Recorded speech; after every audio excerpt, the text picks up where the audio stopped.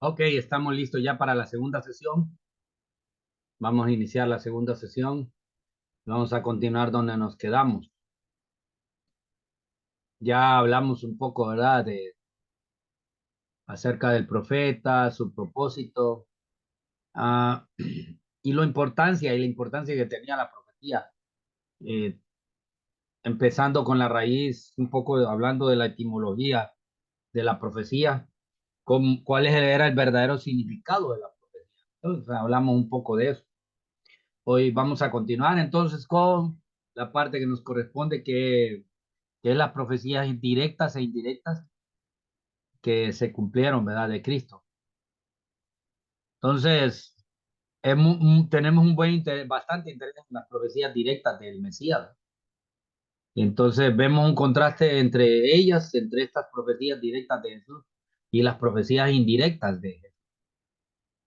Ah, definitivamente las profecías directas son las que refieren clara y únicamente en Jesús, de Jesús. Mientras que, mientras que las profecías, vamos a ver, bueno, no sé si se escucha bien, ¿verdad?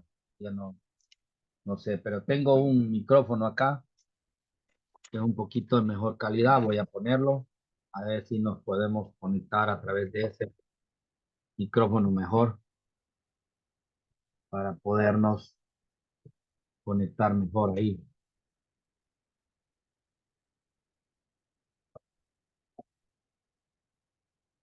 Ok, ahí está.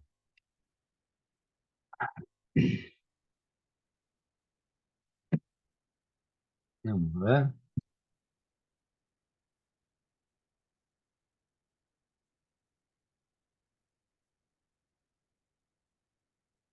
Vamos a ver si ahora sí me escuchan. Creo que sí me escuchan ahora, ¿verdad? Ok, vamos a continuar entonces. Am,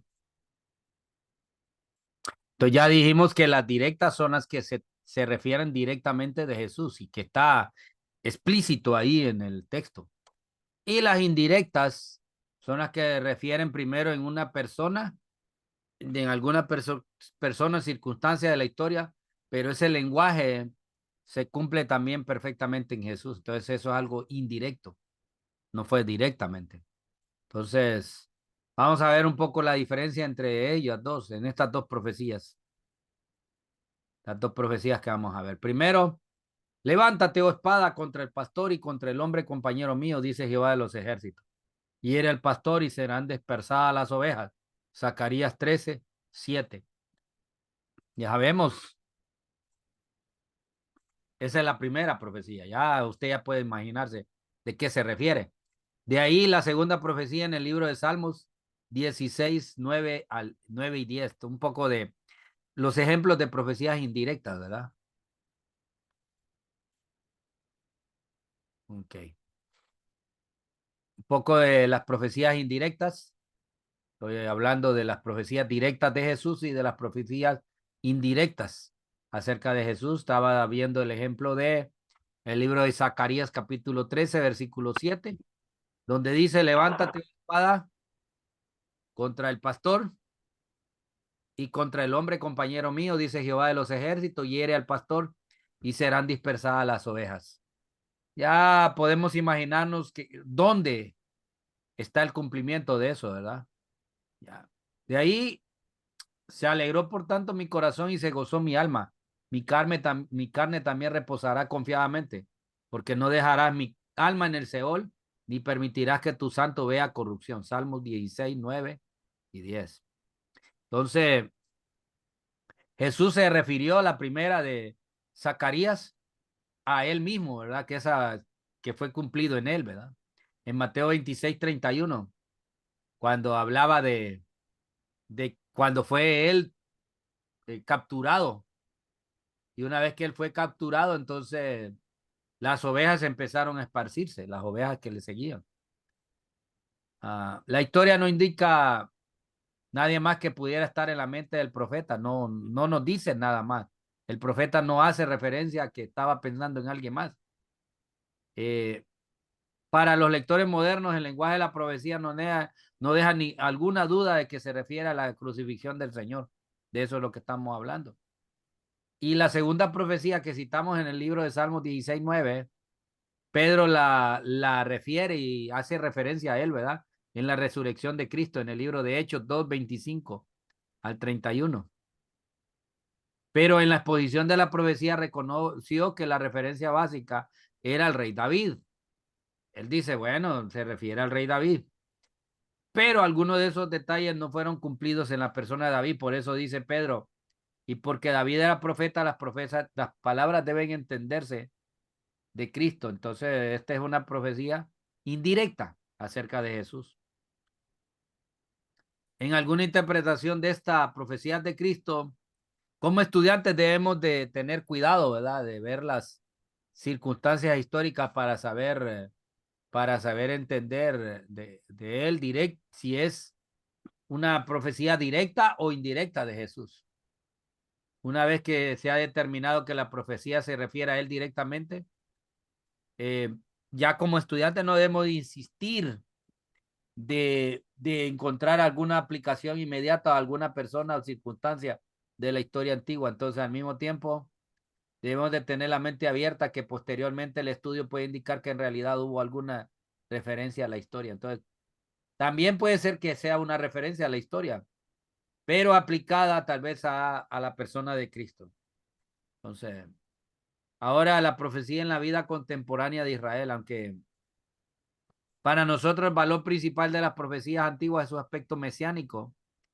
Ya en el Antiguo Testamento abundan profecías relacionadas con la vida contemporánea de Israel y de las naciones vecinas a ellos. Por medio de este tipo de palabras proféticas. Entonces, Dios gobernaba a su pueblo, lo guiaba en las guerras, lo protegía del peligro y le reprochaba cuando caía en el pecado. Entonces, son las costumbres o el orden que ha habido en las profecías que Dios dio a través de sus profetas. Ahora, Israel no debía dudar si alguna profecía era o no era de Dios. También Dios le explicó cómo era la manera de saber si debían creer las palabras habladas como profecías. Si alguna Dios le dijo la regla, ¿verdad? Si la profecía se cumple, era de Dios, si no, no lo era. Esa era la consigna, esa era la manera de identificar que aquella profecía era de Dios o no. Es complicado, ¿verdad? Para los tiempos, era la manera de saber si era de Dios o no. Y el profeta que tuviera presunción de hablar palabra en mi nombre y a quien yo no le he mandado hablar, o que hablara en nombre de dioses ajenos, entonces el profeta, tal profeta morirá. Y si dijera en tu corazón, ¿cómo conoceremos la palabra que Jehová nos ha hablado?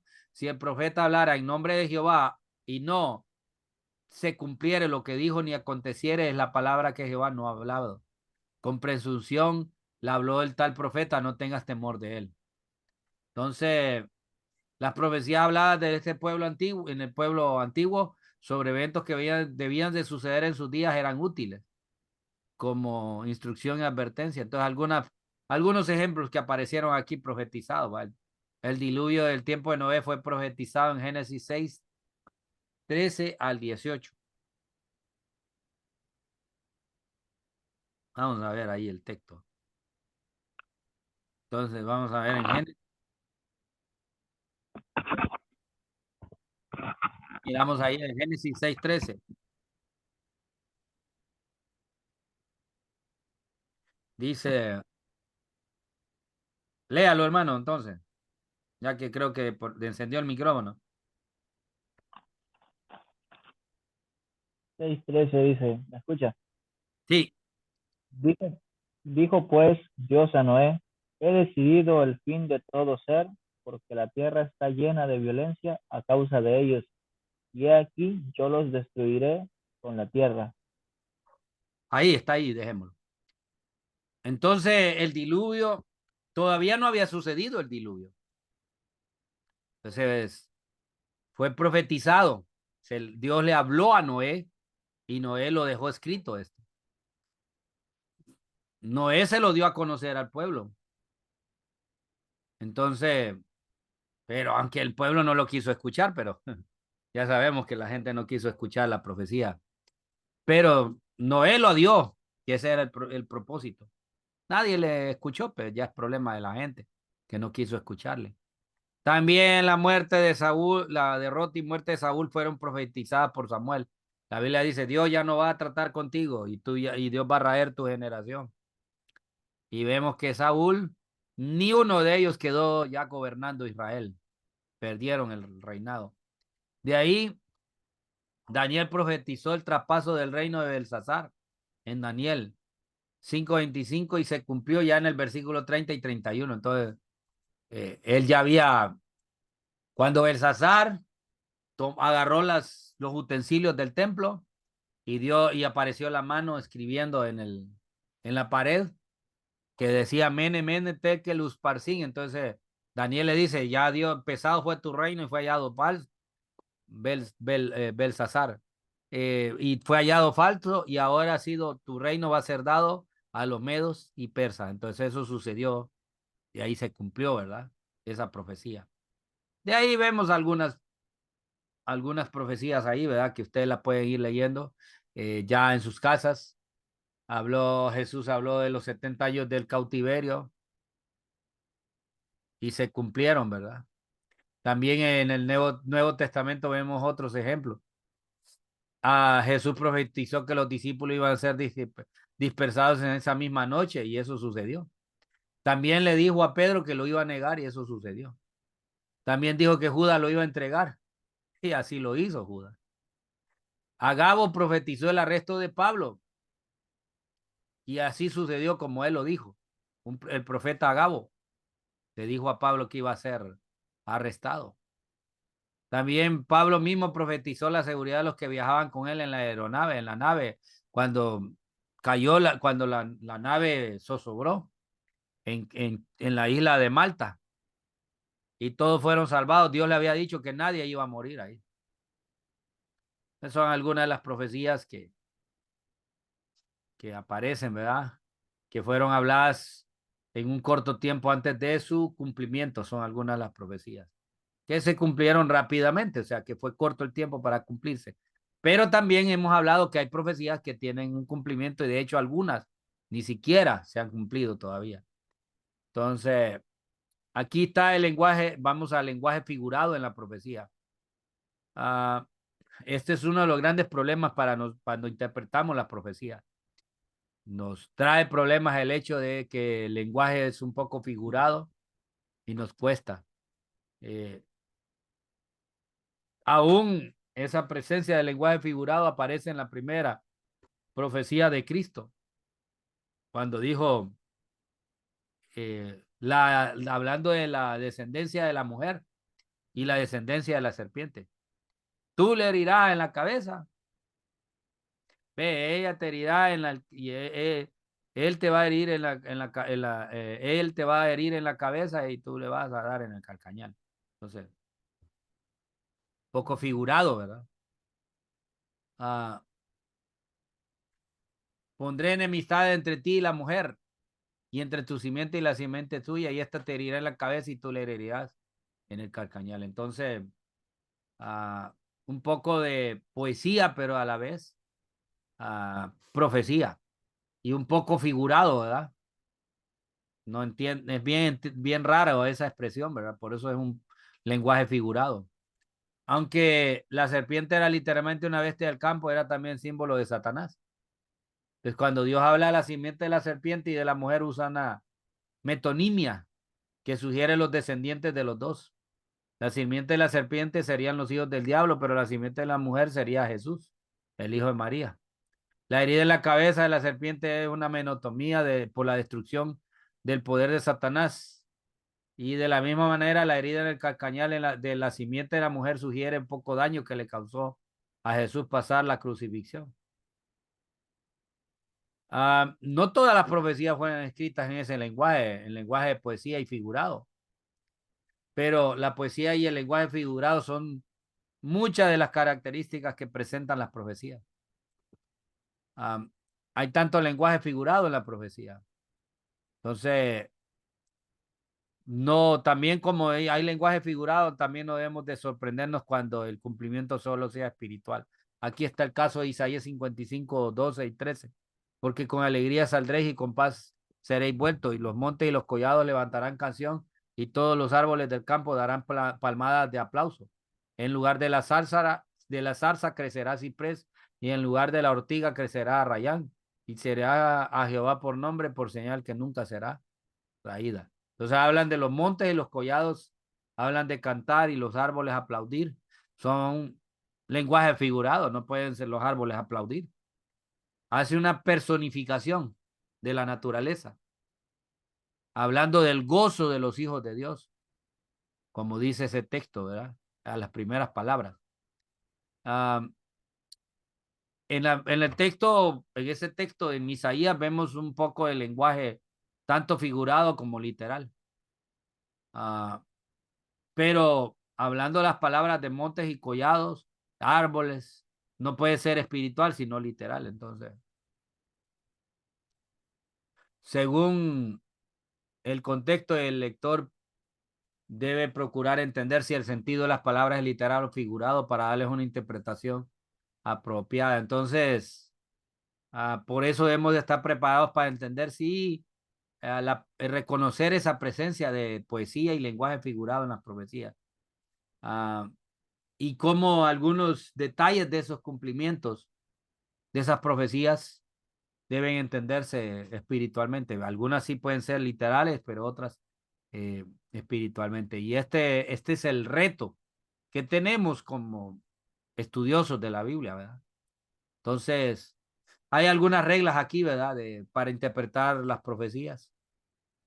Primero, uh, primero, tener en cuenta que la verdadera interpretación de alguna profecía es asunto que será determinado solo por Dios, ya que todas las profecías tuvieron el origen con Dios.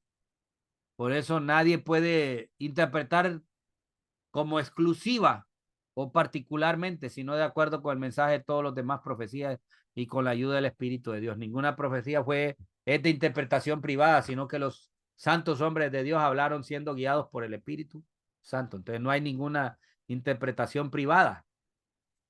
Hay que entenderlo así, ¿verdad? Es lo que nos quiere decir ese texto. Y por eso ese es el reto que tenemos como a estudiosos de la palabra. Segundo, cualquier interpretación de alguna profecía dada por las escrituras deberá aceptarse en lugar de otra de origen humano. Entonces, no podemos decir, bueno, alguien dio una profecía humana, pero ya la Biblia nos habla. Alguien apareció ahí diciendo que había ido al cielo y había regresado y que en el cielo había visto esto. Yo no necesito que vayan y regresen al cielo. Si ya la Biblia ya nos habla del cielo. Entonces, no puedo preferir la profecía de alguien, de un humano que dijo que Dios le dijo tales cosas allí en el cielo, cuando realmente ya la Biblia lo dice. ¿De qué se trata el cielo? 3, recuerde que el espíritu de la profecía o el impulso que la provocó es dar testimonio a Jesús como el Cristo. Acuérdese que el propósito que esas profecías eran sombras y figuras de lo que iba a venir, que es lo perfecto, que es Jesucristo. Entonces, todo el impulso de que provocó esas profecías era el testimonio, de dar testimonio de Jesús como Cristo, como el Cristo. ¿verdad?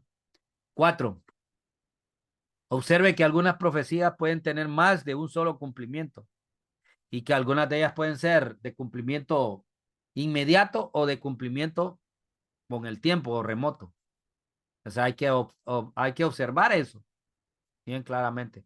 Número 5, observar también que los varios detalles de algunas profecías pueden cumplirse en tiempos muy separados el uno del otro. Ya vimos la profecía de Tiro, de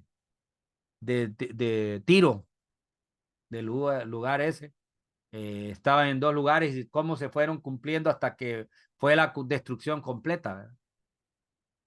Entonces, número 6.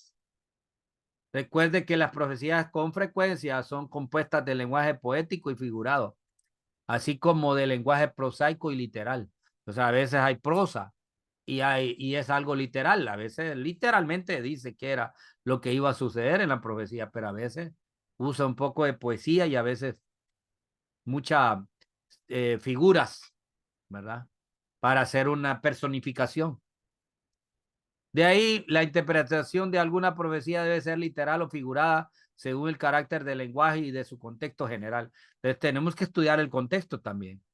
Si literalmente está refiriéndose a alguien y ahí lo vamos a entender también dependiendo del idioma y lenguaje que use, si debe ser tomada literal o figurada. O sea, esas son algunas de las reglas para interpretar la profecía. Entonces, no sé si hay preguntas, hermano Manuel. ¿Tiene No, alguna pregunta hermano. acerca de las profecías? No, no empezamos a estudiar profecías, solo estamos dando algunas reglas básicas para poder interpretar las profecías, pero porque si nos ponemos profecía por profecía, eso ya es otra clase muy larga. Entonces solo estamos dando algunos principios de cómo interpretarlas, algunas reglas básicas para interpretar las profecías. Bueno, entonces vamos a tratar de aprovechar nuestro tiempo a ver hasta dónde avanzamos. Vamos a continuar con la clase, ¿verdad? Con esta parte. Ya la parte de la profecía ya la terminamos. Entonces, vamos a ver algunos problemas de citas escriturarias. Vamos a entrar a algunas dificultades que como estudiantes podemos encontrar en los estudios. Ah, nosotros aceptamos la entera inspiración de la escritura, que toda la escritura es inspirada por Dios y también la infabilidad, no la del Papa, sino la de la Biblia, que la Biblia no contiene errores, el ser humano sí, pero la Biblia no. Ni una tilde ni una jota va a pasar sin que se cumpla. Entonces, creemos en eso. Cualquier dificultad será percibida como real y amenazadora. Entonces, sí, vamos a tener a veces como amenazas y a veces vamos a tener dudas cuando no se encuentra alguna explicación fácil para el problema de interpretación de lo que estamos estudiando. Puede sentirse tentado a dudar de la verdad del texto o de su inspiración. A decir, no, pues este texto parece que no es inspirado, o este no estaba en los escritos originales, como han salido algunos a no explicar algunos textos, ¿verdad? Ah, por eso vamos a enfrentar francamente algunas dificultades y vamos a ver si podemos resolverlas. También el estudiante debe reconocer que no va a ser posible resolver esas dificultades. Tampoco todas las dificultades no se van a poder resolver. Hay que tener bien claro eso. Algunas cosas van a estar en duda. Ah, Primero vamos a ver algunas discrepancias entre textos del Antiguo Testamento y la forma en cómo se citan en el Nuevo. Ah, Esto es importante porque hay más de 263 citas directas del Antiguo Testamento en el Nuevo y otras 376 menos directas, según se han contado. Entonces vamos a poder razonar esas discrepancias y demostrar que no afectan ni ponen en duda la veracidad de la escritura, ni el concepto de la completa inspiración de la palabra de la Biblia. No vamos a poner en nuestro credo la ideología que creen algunos, que es la Biblia es la palabra de Dios. Otros dicen, la Biblia contiene la palabra de Dios. O sea, ya ponemos la inspiración plenaria de Dios, la ponemos en duda.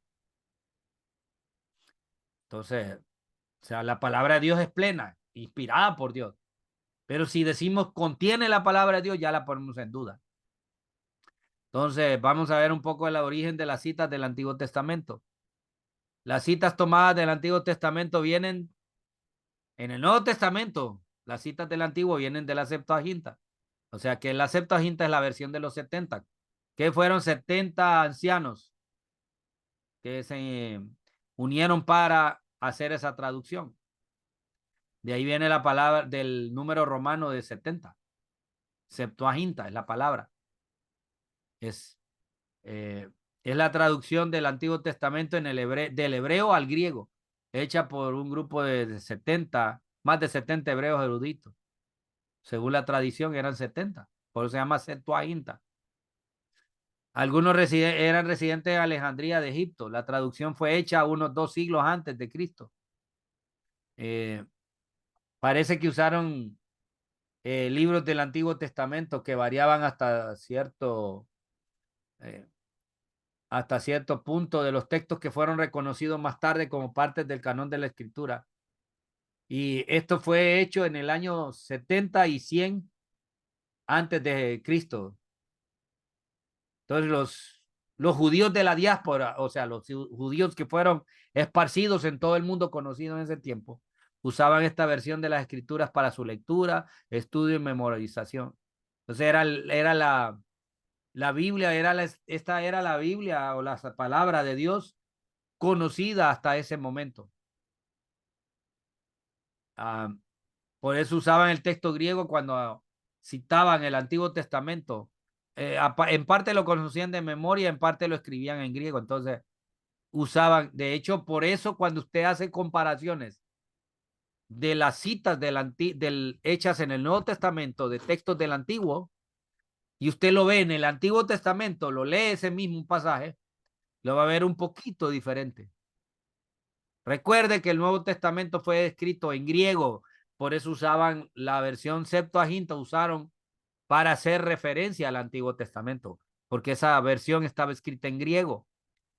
Mientras que la Biblia que nosotros tenemos, el Antiguo Testamento, fue traducido del hebreo, de varios textos, receptus y otros textos que se encontraron.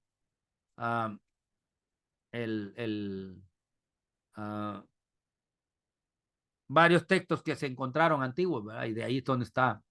A veces los escritores creyeron necesario citar los textos directamente del hebreo original, haciendo ciertos cambios en el texto de la Septuaginta, porque querían corregirlo en aquellos puntos. A veces aparece el texto, ¿verdad? Y por eso dice, ¿qué traducido es? Es una referencia que fue escrito en el hebreo original. Pero normalmente el Antiguo Testamento se citaba en griego. Solo no era que lo procuraban citar con exactitud verbal, sino dar el sentido del texto original. Cuando hicieron así no sería correcto criticarlos porque era inexacto. Más bien debemos clasificar tales citas como aproximadas o indirectas, o quizá una alusión solamente del texto original. No es que el propósito de los escritores del Nuevo Testamento no era poner letra por letra lo que decía el Antiguo Testamento. La citaron porque, como cuando hacemos una cita, nosotros nos recordamos de algún texto. Normalmente no ponemos todo el texto, solo nos recordamos de lo que estamos citando. Así lo citaban en el Nuevo Testamento también. Así lo citaron el Antiguo Testamento en el Nuevo Testamento. El hábito de citar a otros con inexactitudes ilustrado en Juan 13:10. Ahí dice, y vosotros limpios limpios estáis, aunque no todos. Pero en el siguiente versículo el evangelista cita las palabras de Cristo en otra forma. Por eso dijo, no estáis limpios todos. Aunque es una cita directa, es evidente que el escritor no se preocupaba por la exactitud de esa cita. Aunque citó las palabras de Jesús con completa veracidad cuando ya hizo la declaración. En la segunda forma de la declaración no faltó nada ni le sobra. La diferencia entre las dos formas de citar las palabras de Jesús puede entenderse con el deseo del escritor de evitar el sonido un poco monótono de la repetición de sus palabras junto a las anteriores. Entonces, hace una cita, ¿verdad?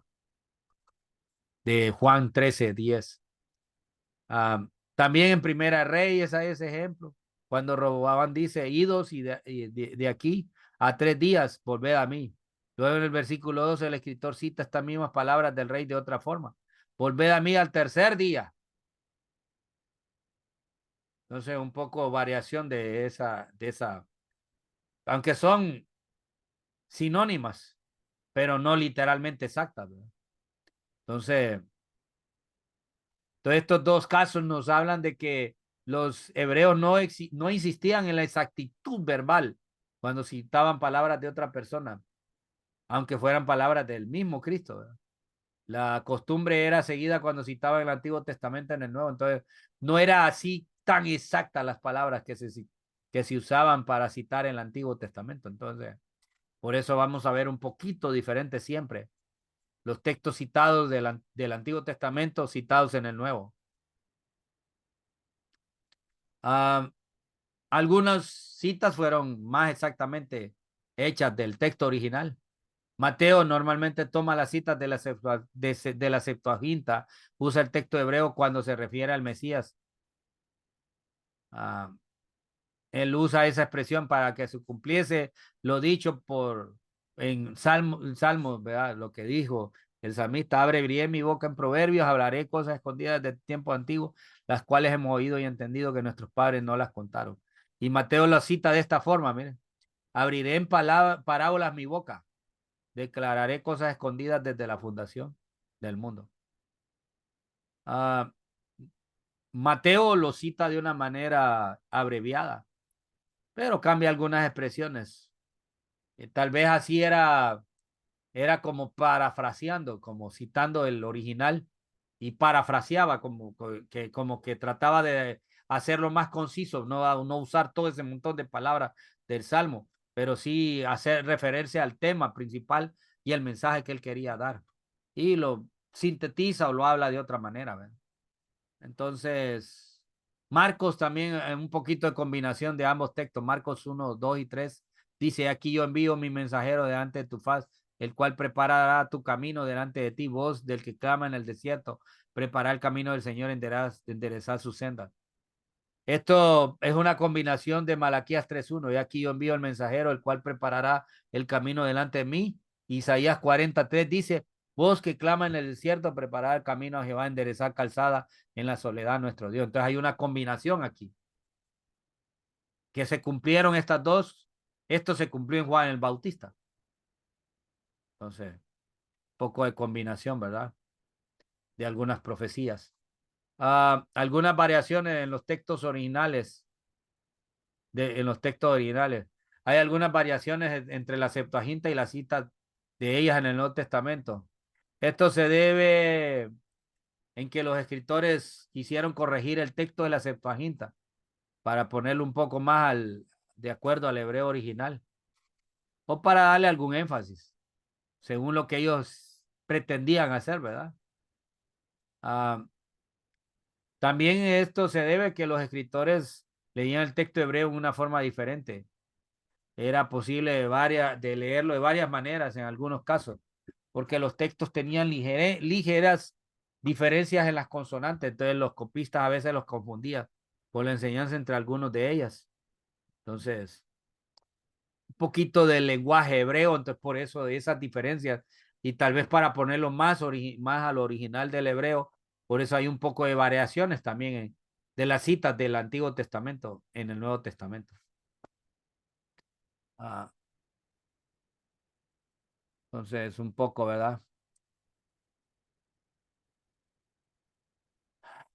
Vamos a continuar. Que hay un poco más de ejemplos, ¿verdad? Poco más de ejemplos.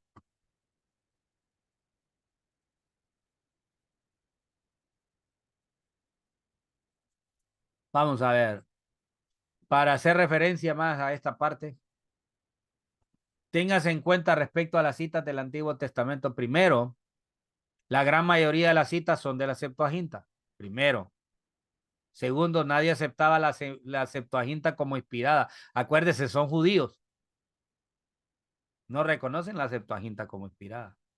Solo algunos judíos y los que estaban en la diáspora, los que estaban en la dispersión, estamos fuera de Israel, son los que aceptaban la Septuaginta. Por lo tanto, los escritores del Nuevo Testamento, entonces ellos se sentían en cierta libertad de modificar el texto cuando lo creíamos necesario. Entonces, hacen referencia a la Septuaginta, pero también con variaciones, ¿verdad? Acercándolo más al hebreo. Los hebreos no reconocían ninguna obligación de citar las palabras de otras personas con exactitud literal. y que la inexactitud que resulta no afecta que esas palabras sean reales, ¿verdad? Entonces, este es otro aspecto que hemos visto, que los hebreos no reconocían una obligación de citar exactamente las palabras. No era con exactitud literal, porque pues al final esa falta de exactitud no afectaba la cita en sí, la verdad que quería decir la cita. Número 4, los escritores del Nuevo Testamento conocían grandes porciones de la escritura de memoria y otro tanto con menos exactitud. Cuando no tenían las escrituras a la mano, entonces se valían sin duda de su memoria para citarla. Entonces, por eso algunos textos están un poquito diferentes, porque ellos usaron su memoria para citarla. Entonces, de repente también esa es un poco la diferencia de las citas que habían del Antiguo Testamento en el Nuevo Testamento. Entonces, número 5 es el Nuevo Testamento tal como está, es la obra del Espíritu Santo, aun cuando no sepamos las razones exactas por esas variaciones, ¿verdad? En las citas del Antiguo Testamento. Entonces, tal vez no sabemos. Puede ser alguna de estas cosas que dijimos, pero aunque no sepamos, uh, tenemos que estar claro que el Nuevo Testamento es la obra del Espíritu Santo y tampoco solo porque no es exacto a como aparece en el hebreo antiguo, en el Antiguo Testamento no es que tenemos que desecharlo. Es más, ya vimos algunas de las razones por las cuales eran un poco diferentes. Entonces, eso es un poco de las reglas, ¿verdad? Cosas a tener en cuenta cuando estamos citando textos del Antiguo Testamento o están citados el Antiguo Testamento ya en el Nuevo Testamento. Y solo vamos a tratar de ver este último, que es sacrificio y ofrenda no quisiste. Más me preparaste cuerpo, holocaustos y expiaciones por el pecado no te agradaron. Entonces dije, aquí que vengo, oh Dios, para hacer tu voluntad, como el rollo del libro está escrito de mí. Entonces son un poco las palabras del Salmo 46, que nos dice, has abierto mis oídos, pero en Hebreos 10:5 se traduce, más me preparaste cuerpo. Entonces, Scott, BF Westcott dice esto, el rey que representa a los hombres reconoce que su cuerpo es el medio más apropiado para servir a Dios y por medio de él para cumplir la voluntad de Dios. Otra posible explicación es que la palabra cuerpo es sustituida por la palabra oído. En los manuscritos más antiguos de la palabra soma, cuerpo se podía leer y de una manera equivocada como otia, que es oído. Entonces, entonces los antiguos caracteres griegos eran grandes como nuestra mayúscula. Entonces, esto podía suceder cuando miran los textos originales, ¿verdad? Ah, sería mejor explicar que la palabra abierto en el hebreo es literalmente perforado. Se toma en cuenta la antigua costumbre de perforar la oreja como señal de esclavitud voluntaria para toda la vida. Entonces la expresión has abierto mis oídos se extiende como si dijera, me aceptaste como esclavo voluntario, porque se perforaba a los esclavos el oído, las orejas, perdón. Entonces, siempre tenemos que tener que enfatizar que cualquier lectura tomada de la Septuaginta y usada en el Nuevo Testamento debe considerarse que tiene la autoridad divina en vista que fue usada por los escritores apostólicos. Entonces, si ellos lo usaron de esa manera, hay que aceptarlo como verdad de Dios.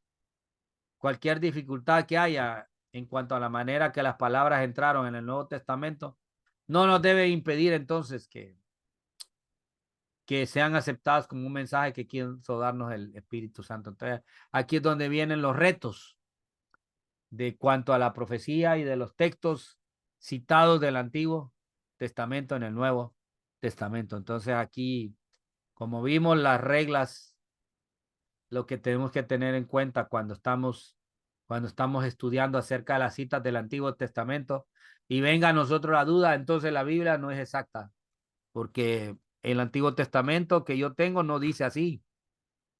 Y ya vimos estas cosas, ¿verdad? Que son algunas cosas que hay que tener en cuenta cuando estamos viendo esas citas del Antiguo Testamento. Entonces, esto trata la lección de hoy. Entonces, ya prácticamente, vamos a ver cuánto nos queda. Vamos a quedar a la lección 11. Ya solo nos queda una clase más. Y después viene el examen. Entonces, de ahí vamos a tener descanso. Y ahí vamos a iniciar después de Semana Santa para que cada quien pueda. Vamos a ver, hoy estamos a 19, la otra semana es 26. De ahí viene el examen el 4. Bueno, vamos a hablar cuándo, porque yo tengo, bueno, sí, el 4 creo que podemos poner, porque de ahí esta semana yo tengo ocupado, esta semana tengo ocupado y tengo ocupado todo el mes de marzo, ¿va? Pero, y ahí viene la última que tengo libre, es la de Semana Santa, y esa no vamos a tener clase vamos a iniciar la siguiente clase, la vamos a iniciar el 1 de abril, si Dios lo permite. Preguntas, tenemos 2 minutos, hermano, para preguntas. Eh, Vamos. no, hermano, pregunta, no, pero sí un comentario que es bastante interesante aprender sobre la interpretación de las profecías, porque a veces se pueden malinterpretar o entender mal, porque no es cuesta diferenciar entre algo figurado a algo literal. Y muchas veces uno puede tenderse a, a equivocarse en la manera de interpretar la palabra, pero sí es de bastante bendición saber todo este tipo de reglas para uno tener una mejor interpretación. Sí. Acuérdese que hay dos escuelas de interpretación, ¿verdad? La escuela de interpretación, bueno, hay varias, pero nosotros, las que más se usan ahora en la iglesia evangélica es la interpretación literal y la interpretación alegórica. El problema de la interpretación alegórica es que todo es una alegoría, todo se espiritualiza. Tenemos um, uno que, hermano Germán Ponce, él espiritualiza todo y hay muchos que siguen esa misma corriente. Entonces ahí vamos a quedarnos porque ya el tiempo se nos fue. Gracias por su tiempo. Le damos gracias a Dios por esta oportunidad que nos dio y nos vemos la otra semana si Dios lo permite y los que miren esta grabación, pues que quede de bendición para sus vidas. Buenas noches, hermano Manuel. Gracias por haberme acompañado y hermano César que después se conectó y después pues tenía otra situación y tuvo que salir. Entonces, Dios les bendiga. Buenas noches a todos. Bendiciones, hermano.